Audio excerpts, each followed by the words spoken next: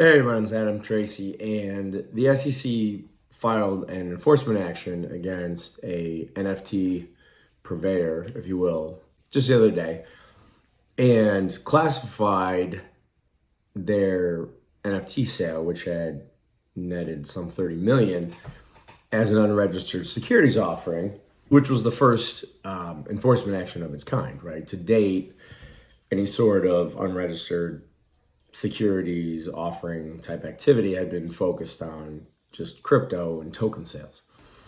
So it kind of begs the question, like, why was this enough to merit an enforcement action?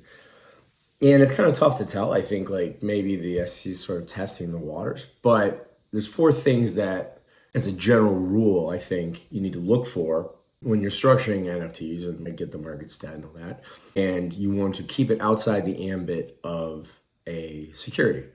And as a general rule, and this is the rule that I think really everybody's been sort of like just relying on since NFTs became a thing, is that collectibles aren't generally securities. So like stamps, coins, antique cars, art, they're not securities, but four factors can sort of make them securities. And the first thing, which is really the implication in the recent enforcement action, is if the marketing around the sale of these NFTs or collectibles, however you want to slice it, is focused on appreciation, right, and profit motive, then it starts to look more like a security because you have the expectation of profit element from the Howey test. And to sort of murky the waters more, you see all these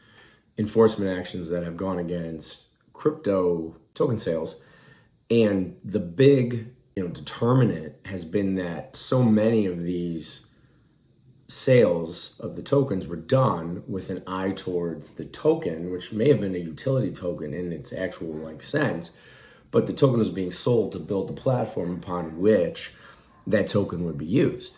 So here you had the same situation where there was this somehow Web3 maybe platform, but the sale of the NFTs were being used to build that platform, right? So that's something to sort of consider.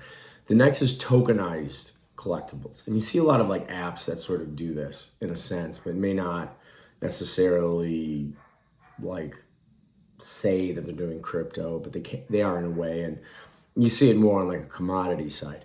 But when you start tokenizing securities, then that profit motive becomes more distinct and more clear, right? Because it implies that there's going to be a secondary market that could easily sell the tokenized securities, right? So again, we go back to expectation of profit.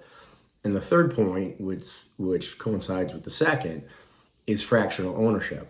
Because whenever you have fractional ownership, right, where, I buy 10% of the Corvette or Lamborghini or whatever it is, and again, there's tons of apps that do this, then you're acting in concert, and the promoters are effectively creating a pooled fund almost, right?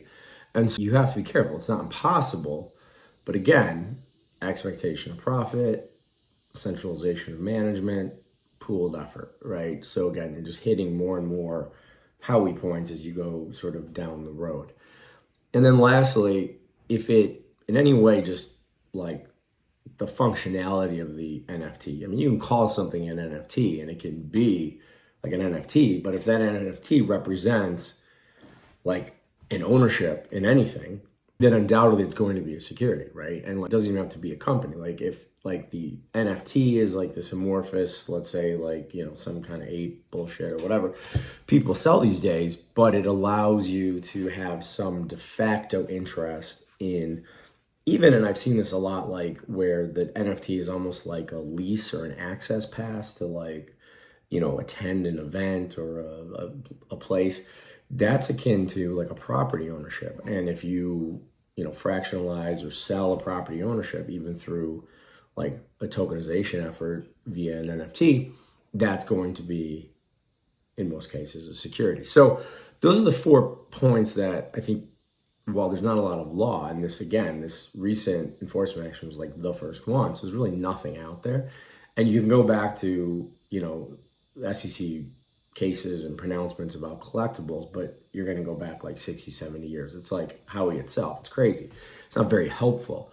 But if you're doing an NFT, those are like the 4 tenets that I would sort of like rely on, look at, and say, and evaluate and be like, okay, where am I going to fall? And it's entirely possible, especially like for, how some NFTs are priced. You can just do it as a securities offering. You just have to be like, have an offering memorandum, have, accredited, non-accredited delineations, this, that, and therefore. So it's not impossible if that's the way this is going, with the SEC. It's just, you have to take the requisite steps to comply. So that's my take. If you have any questions on structuring NFT offering, definitely hit me up, Adam@adamtracy.io, and I'll talk to you next time. Cheers.